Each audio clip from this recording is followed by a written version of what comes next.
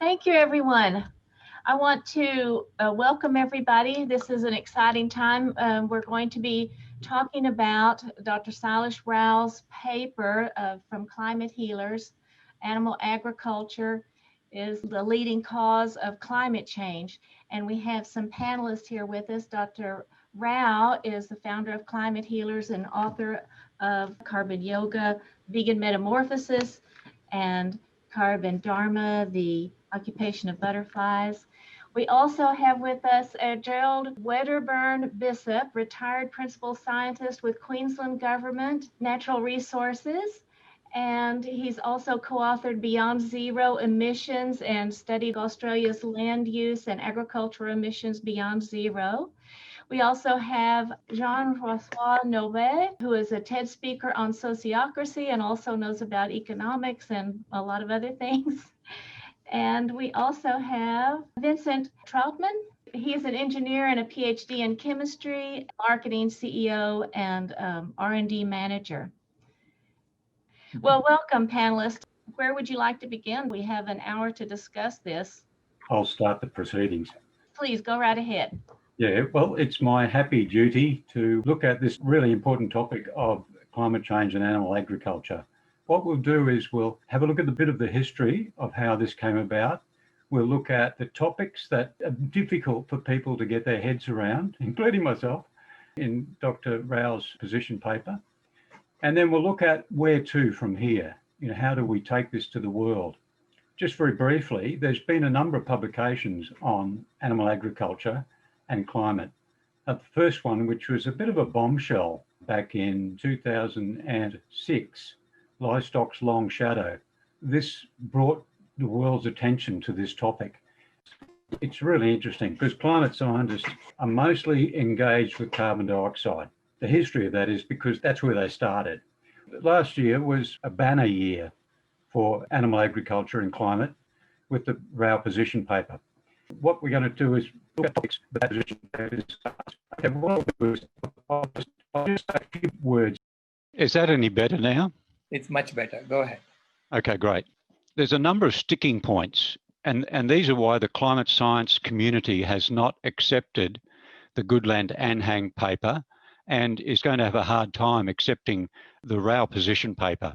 And the first one is by IPCC convention, greenhouse gases are accounted over 100 years.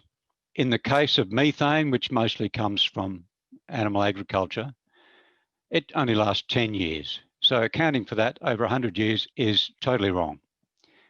The other issues that go hand in hand with animal agriculture are land use, and land use is disregarded. The original Livestock Long Shadow report looked at some deforestation. The follow-up FAO report looked at a little deforestation as well.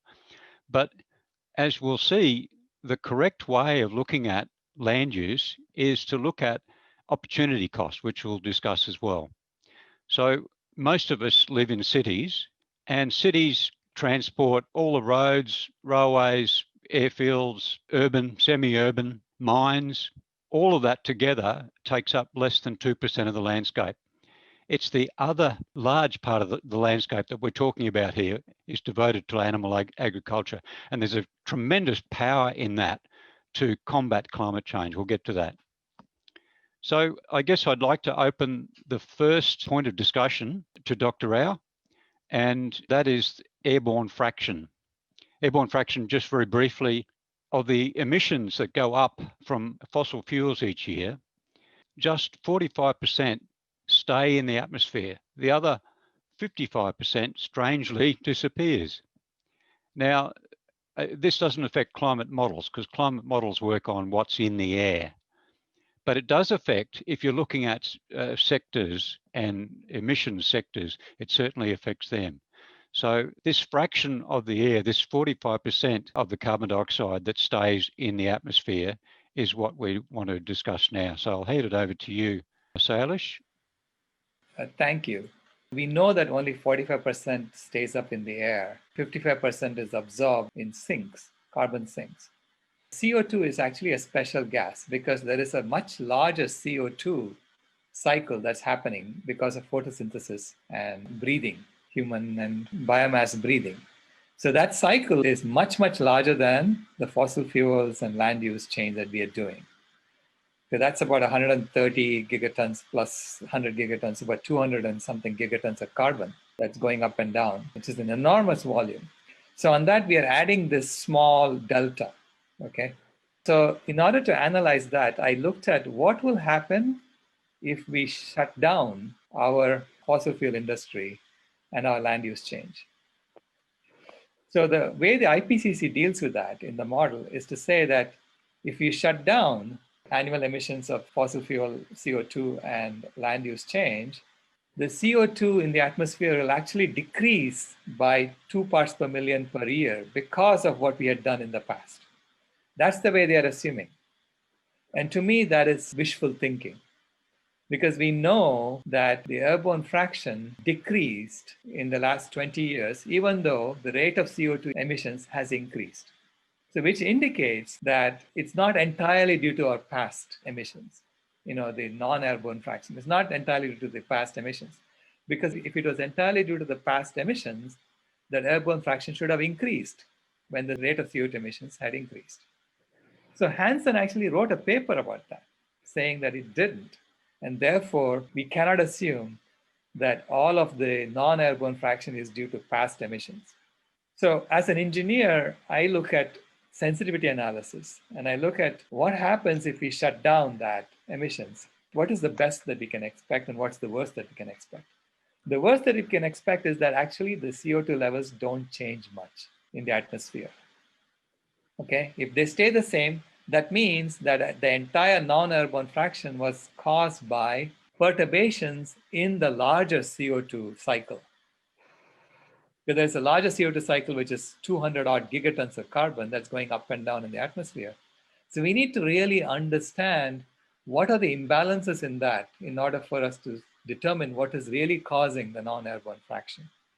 And I'm afraid that the IPCC has done a very poor job of analyzing that. Okay, it's as if they completely ignored it. As an engineer, we had a similar situation when we were designing the internet. So we were looking at what kind of interferences are we going to get on our cable. And one of the biggest sources is the neighborhood TV stations, the neighborhood AM/FM radio stations, because their emissions are going to get absorbed by our cables. If my engineer had come and told me, yes, the emissions are 100 times the voltage that you're putting on the wire, but they're completely balanced, so don't look at it, I would fire him. This is not the way you design systems. I mean, I am really shocked at the lack of rigor in the IPCC's scientific process. In any jet propulsion labs, where people have to send spacecraft up to Mars, this kind of engineering process is used. The Mars rover would not get there. It would actually blow up on the ground. Okay? And we are now dealing with spaceship Earth. We have to have the same rigor in our engineering processes for analyzing what's happening on spaceship Earth as we do for the Mars rover. So this is why I said only 45% can be counted as guaranteed. Beyond that, I don't know. Okay, and it's definitely not 100%. So what the IPCC is doing is definitely incorrect. We know that. But we don't know what it is between 45% and 100%. But I said that the most that we can really count on for the CO2 emissions is 45%, the airborne fraction. That's it. Pending further analysis. Because I'm also shocked at the lack of rigor in how they did the CO2 response for the IPCC reports. The CO2 response of the Earth is a very important function for us to understand, because that is going to determine how are we going to respond in the future to what the Earth is doing. And the way they have analyzed it, they have so many different models, and each model has very different responses, and they've just averaged the damn thing out. And if my engineering team did that for what I was working on the internet, I would definitely fire them. Because it is not only irresponsible, it is incompetent to do that. Because when you have responses from different models that look very different, we have to understand where the differences are coming from and which one is correct. That is the way I would do it if I were analyzing it. I realized that maybe the IPCC was not serious about assigning responsibility for different sectors. So they started with the assumption that they could not touch animal agriculture. And therefore, it really didn't matter because they were blaming fossil fuels anyway. Maybe that's the thinking. I don't know what is going on with the IPCC, but from an engineering perspective, their work is very floppy. Actually, Salish, I've spent the last week looking at the IPCC reports and some papers to do with airborne fraction, and the investigation on that as to what happens to the missing CO2 is very thin. The models are fine. The models look at what's in the air. So they do a good job with the global climate models. But if you're trying to attribute sectors' emissions, then there's this big gap there. It's a gaping hole. If you look at all of the work that's been done on the atmospheric life of carbon dioxide, there was some work done back in the 80s that shows the curves. And all of those show that carbon dioxide leaves the atmosphere as this. After about 30 years, they show that half of the carbon dioxide is removed from the atmosphere. And after about 1,000 years, there's still about 10% remaining. And it's that sting in the tail that all the climate scientists are worried about. It's that children's problem that they're most concerned about. But the trouble is, it's us who need to worry now, because it's the next few decades that we most need to change things. What I'm saying is that the curve that they show where the atmospheric life of carbon dioxide starts at 100%. Now, this is 100% of the airborne fraction, not 100% of the emission. But there's not a lot explaining where the rest is going. It's going into the oceans, of course, and it's going into the vegetation. But the science around that, as you say, it's very lacking. Right. I was also talking to my chemical engineering friends who told me that there are standard models that are based on the multiple cylinders standard models, which people use for analyzing what happens to a system where you have different processes with different time constants that are going to suck down the CO2. So we have land use. Land is going to absorb at a certain time constant. The ocean is going to absorb with a certain time constant. And there is deep sea sediments that are going to absorb CO2 with a different time constant, right? Much slower time constant. So if you have multiple time constants like that, in a standard model, what happens is the fastest time constant is going to balance out first. Mm-hmm. Then both of them are going to balance out with the next time constant sink. So you get this process by which the fastest time constant will reach a balance which may be very close to the airborne fraction to begin with. And then there may be some CO2 that's emitted back out from the vegetation and rebalanced with the ocean. So whichever is the faster one, right? So depending on the way the model is set up, you will get different CO2 responses. So rather than looking at the physical processes that cause these to happen, we were just doing computers fits, exponential curve fits. And to me, that is so sloppy. It's just mind-blowing to me that we can be sloppy with our planet when all life on Earth depends on us getting it right. So that's the first blind spot, the fact that climate science doesn't address the airborne fraction adequately. And when you have emissions from a sector like agriculture, there's not that much CO2 apart from the deforestation. So it's mostly methane and nitrous oxide. So those ones, they're easy to account for. We know that free radicals break down methane into other actual greenhouse gases as well as other things. And we know how long nitrous oxide lasts in the atmosphere. There's no airborne fraction problem with the non-CO2 gases. But with CO2, there is a big gaping hole. So we certainly need to address that. Okay, methane. This is a really interesting one. When we did the work for Australia, I worked for Beyond Zero Emissions, and we did the plan for taking Australia's land use to zero and beyond. The standard IPCC accounting is over 100 years. It's a compromise. It's a political compromise. There's no basis in science. It's just what a convention that was agreed in the first IPCC conference, and it has been taken ever since. But it has no basis in science. If you're looking at methane, it lasts 10 years. So a proper time to account for that would be 10 years. If you're looking at carbon dioxide, it's half gone after 30 years, and then 10% still remains after a millennia. So it's a compound thing. It's a problem with its long tail. But the thing is that methane breaks down into other compounds that are also greenhouse gases. It breaks down into water vapor, which in the troposphere is a greenhouse gas. It breaks down into tropospheric ozone, which is a greenhouse gas, and a little bit of carbon dioxide as well. It's pretty well known. But when we're comparing emissions from methane intensive industries like animal agriculture against fossil fuels, what we're doing is we're comparing apples and oranges. They're not the same thing. It's very difficult to compare. So the Australian work we did showed we worked over 20 years. And I'll define that for you. That is, what is the global warming impact of this year's emissions over the next 20 years? It's more appropriate for methane to go 20, even more appropriate to go 10, as Dr. Rao's done.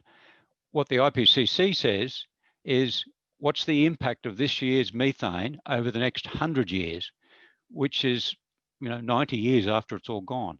So that's the problem. Do you have more to add? No, I think you captured it well. But if you look at the instantaneous sensitivity, right? So looking at what happens if we shut down animal agriculture and what happens if we shut down the fossil fuel industry. That's how I try to analyze that. Then you will see that the instantaneous response is actually the most important one. Rather than averaging it out over 10 years, you will look at what is the sensitivity right now. But in the calculation for the 87% figure, I still kept the 20-year time frame for methane. I kept the Goodland and Anhang 20-year time frame for methane and just switched out their breathing contribution and their biofuel contribution, which to me was basically a proxy for the carbon opportunity cost. I switched that out with the Searchinger et al.'s carbon opportunity cost calculations. And that's how we reached the 87% figure.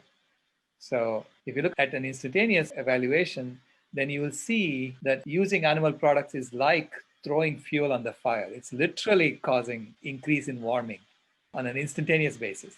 Whereas causing fossil fuels to burn is like a Faustian bargain, where you say, I want temporary cooling through the sulfur dioxide and the aerosols that we are emitting, but in exchange for more heating later.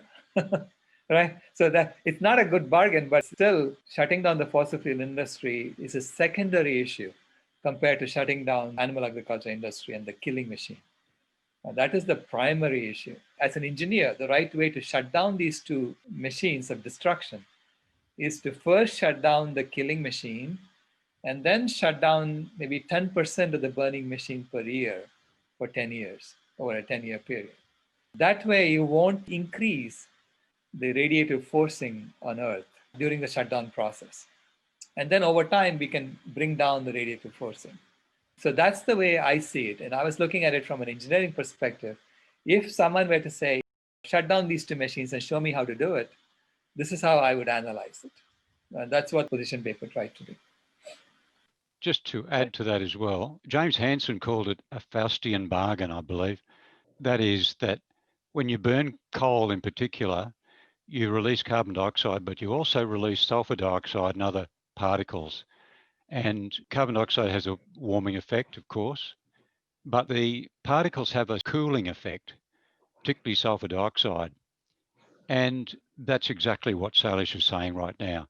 But the problem is that the particles, sulfur dioxide doesn't last very long, whereas carbon dioxide does. So if you immediately cease carbon dioxide, as we've seen in the Northern Hemisphere during the COVID crisis, a lot of the coal shut down, the air's cleared, and I bet you there's going to be an uptick in warming, at least in the Northern Hemisphere, due to the fact that we have clearer skies. That's the Faustian bargain. That's the problem. So the thing is that because carbon dioxide lasts so long, it is a problem for future generations. But the only means we have of cooling or slowing the cooling right now is to deal with the short-term emissions. And sulfur dioxide is one of those, but methane is one of the most important because it's the one that allows us a get out of jail card. It's the one that allows us to control the rampant warming over the next decades. That's the issue here. But the climate community is still so focused on CO2 that they see natural gas as an intermediate fuel because it burns cleaner. But the problem is that it's the solution. We've got to stop the methane to stop the short-term warming. I hear you. I mean, the climate community is focused on CO2, but I'm focused on my granddaughter and the promise I made to her. So I am interested in the truth, and what is the right way to do things. All right, well, let's get cracking on the next topic. Chime in anytime, please, which is opportunity cost. In other words, what would we use that land for if it weren't being used for animal agriculture? And the numbers are huge here, guys. Before I became an activist, I was with government and my job was to monitor the deforestation in Queensland. Our deforestation rivaled the Amazon has done for the last 30 years. So it was tragic. That's what set me on this path. But we live in the city, so we've got no concept. And just on my small patch of turf, the deforestation is something like 10 square kilometres a day. The solution, the land-based solution, is enormous. What happens when you deforest? There's so much misinformation about this, it's ridiculous. Up until recently, there were a lot of scientists who weren't even acknowledging what the clearing was for. They were saying things like deforestation is caused by logging, deforestation is caused by access, roads, etc. The problem is, if you were to deforest, even clear fell a forest, and as they do in southern Australia, firebomb it so that there's no living vegetation left, if you were to leave it then, within time, it would become a forest again. So deforestation is not caused by logging. Deforestation is not caused by access trails. Deforestation is caused by the land use following. And there's some really good pictures of NASA's satellite fire images that show the world is burning. Africa is fire central, but it's also South America, it's also Australia, it's also Northern Europe, Russia and so on, and China. And we're burning the world just to burn off the old dead grass, to burn off the new tree saplings, just to create new green grass for ruminants to chew on. It's very clear now, and there's a lot of good papers coming out that show, deforestation in South America, which is the hotspot, is particularly for animal agriculture. Animal feed that's going to feed China's pigs, the soybeans and the corn, and also grazing pastures. Tropical forests don't have very rich soils. So when you deforest, it's not much good for anything other than 1 year's crops, 2 years maybe, and then you've got to grate it because it's just not productive anymore. So we're learning now that that's why we're deforesting.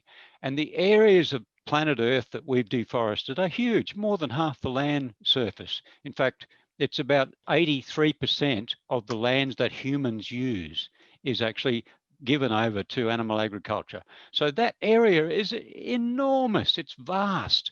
The potential for reforestation there, you don't just lose the carbon from the trees, you lose the carbon from the soil as well. In fact, it happens over the next 30, 50 years.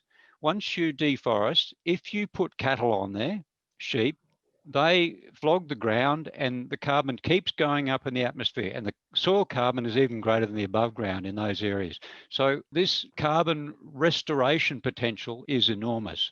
The figures that Sailesh did show that you've got decades of current emissions that we can draw down. Now, they're still talking about technical solutions to drawing down carbon dioxide. It's rubbish. we've got these things called trees, and they soak up CO2, and they do it without cost, and they do it day in, day out. It's the lowest cost by far, and it's the most effective. It's natural, and we don't have to stuff up the planet to do it, and we provide habitat for the biodiversity crisis in doing so. Sorry, I'm getting a bit heated. Can I turn that over to anyone else who'd like to? I was going to invite JF to talk about that, because ultimately I think the reason we're not looking at trees is because there is no money in it. So JF. Well, actually, I wanted to come up with two questions. First one, kind of a more technical question. The next one, more like meta question, like looking at the bigger picture. First question, I guess everyone knows about the permafrost in Siberia, of course, as a big issue and releasing potentially huge amounts of methane in the atmosphere and creating also a very, very big issue. I guess you've heard about this idea from Sergei Zimov, this researcher who says that we should release herds of animals, herds of horses, bisons, reindeers, so that we have, those forests of poor vegetation, just, pine trees. And if we had those herds back into the land, then they would poop and seeding and all those things. They would enable a bigger forest to flourish with more biodiversity, because it has almost no biodiversity. We would have to reintroduce those wild animals that used to exist in the past, and that would include maybe the mammoth as well. Of course, I don't have the background to validate or invalidate this idea, but I'd like to hear from you, Sailesh, what you think about this. First question, and a connected question to that. Could not the animal agriculture industry say, hey, look, you see, when you have those animals grazing all over the place, it works for climate change? Of course, we talk about very different contexts here. I know what you will answer, but I would like you to address this question, Sailesh, if you don't mind. Yeah, good question, actually. So clearly rewilding is the way to bring back the original forests and to sequester carbon. Because as Jared pointed out, we have lost half the trees on the planet. Half the trees are gone. So if we bring back those trees, clearly we can sequester a lot of carbon, okay? But trees don't stand by themselves. Trees have to come with the animals, the biodiversity that we lost. We have to bring all that back, right? Animal agriculture has taken away space from biodiversity and replaced it with a huge monoculture. I mean, the biomass of our animals exceeds the biomass of the wild animals that live there by, I think, roughly a factor of 11 at the moment. If you look at the equivalent impact in terms of the food that they're consuming, okay? Factor of 11. I mean, it's incredible, the engineering that has happened with these monocultures. It's not possible to recreate carbon sequestration of rewilding using monocultures. I'm saying we need to stop thinking that we know better than nature does. Let us restore nature. That's the way to do it. Okay, let's restore nature. We can help restoring nature, but we cannot engineer a solution using monocultures and things that we like because we eat them. What is the real intention behind that? That's what I need to look at. If the real intention is to make money for somebody, I say there's something wrong with it, usually. So we have to look at it from a systemic perspective. Just quickly to add to that, Jean-Francois, that concept of regenerative grazing was originally proposed by a bloke called Alan Savory, and it's becoming hugely popular. But what it shows that you can either increase your production or you can increase the carbon, but you can't do both without heavy inputs being fertilizer, etc. And the thing is that any amount of soil improvement with grazing soils will give you only about 1/10 of the carbon sequestration as when you put a forest on that soil. It's a pipe dream. Regenerative grazing, I'm sorry, it's just not cutting it. And the science says that. Right now we are burning all the vegetation that the cows did not eat. We are just slashing and burning every year. So this is how we are maintaining grazing land for cows. So it's literally saying, okay, I won't do that anymore. Now let the cow eat around the vegetation. I won't slash and burn anymore. And see, look, there is more carbon now on the land. Well, thank you very much. But now as more wild plants grow, the cow's feed is being more and more swamped out. And so then the cow needs more land. So we have no way of doing this using cows, using monocultures of animals. There's no way to do that. Nature knows how to do this. Nature has been doing it for billions of years. Who are we to say we know better? It's time for us to get off our arrogant colonial mindset and recognize that we are part of nature and that we need to restore nature, not engineer a new nature, okay? Which is what the Savory method is. It's a very colonialist perspective that he's taking. Please stop it. Time to tear down on the fences. Time to give everything back to the wild animals and learn how to coexist with them, because we can with our technologies. So Vincent, I'm sorry you haven't had the chance to participate in this. Would you like to say something? Yes, thank you. Maybe quickly about the background and how I got involved in that. I got really struck by your white report last fall. Yeah, it came as a bomb. I decided after reading your white report last fall to put back my scientist hat, having studies as an engineer and a PhD in chemistry and data analysis, and have a look at it and offer my review, which I've shared with you and the group. Some of my concern, and I think that I find extremely powerful in your work.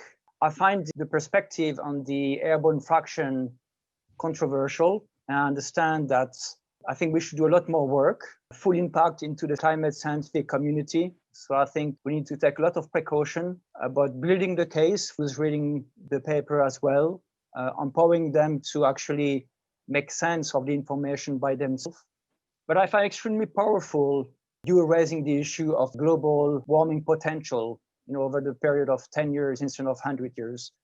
And I think here we have something extremely powerful that we need to scream to the world, to the public. And I find that a lot less controversial. I've read half a dozen articles from climate scientists raising that issue publicly. Their concern of the IPCC not taking into account that shorter horizon. So I think here we have a lot less of a controversial topic, something essential to raise because of exactly what you mentioned, and Gerard as well. The domino effect of not acting quickly on reducing methane, for example. So for me, this is no brainer. Yeah, I could see a broad scientific, albeit not political, but scientific consensus about integrating the GWP 10-year horizon into all our consideration of the relation between animal farming and climate change. About deforestation, I find it very clear as well. A lot of compelling evidence and extremely powerful effect and impact of curving down animal farming in terms of solving the long-term impacts of human activity on CO2 emission. For me, I don't see scientifically, technically any I would say conflict, any issues about dealing with that piece of information.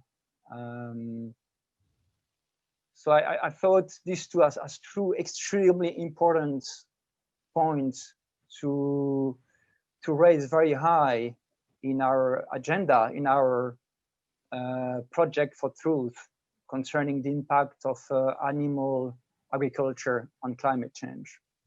Yeah, thank you, Vincent, for that perspective. For sure. Yeah, thank you, Vincent, for that perspective. You're absolutely right. The methane argument, the carbon opportunity cost argument, those are things that no one can dispute. I mean, it is just plain as daylight to see that. The airborne fraction, by the way, the airborne fraction in the calculations that I did for the 87% calculation, I was still using 100% of the CO2. So I was just taking Goodland Annan's numbers as they are and just adding this to that. So if we had taken the 45%, it will be even more, but I don't want to go there. I just said, okay, This is the lower bound. So it's at least 87% is what I wanted to say. And so that's why, but I raised the airborne fraction issue because that research has to be done. It is unacceptable the way we have dealt with that issue so far. So this is why I raised that issue, because I think the scientific community needs to understand that the lack of rigor in the treatment of the airborne fraction is going to come back to bite us later. When we become honest about dealing with the climate, when we become honest about bringing the temperature back to where it should be, and giving the reins over to our children, we cannot give them this science, the science that we have created. We have to fix that. So that's why I raised it. So thank you very much. We are reaching the end of our time, and it has been a very stimulating discussion, and thank you so much for being a part of it. I think we are creating history here. Thank you. Thank So you so much. before we go, it's been suggested by one of the participants that we have a part 2 of this discussion. Would that be a useful thing to do? I would love that. If you would like, let's find a slot. Is this time okay with everyone? Yes. Okay. It's midnight my time. Okay, I'll try to find something a little bit. No, that's fine. Okay. Thank you. Yes, we'll arrange a part 2 of this. So thank you so much for that suggestion. So this way we'll have time for people to ask questions too. Great. Well, thank you very much, everyone. It's been very Thank you. stimulating discussion. Wonderful. Thank you, everyone.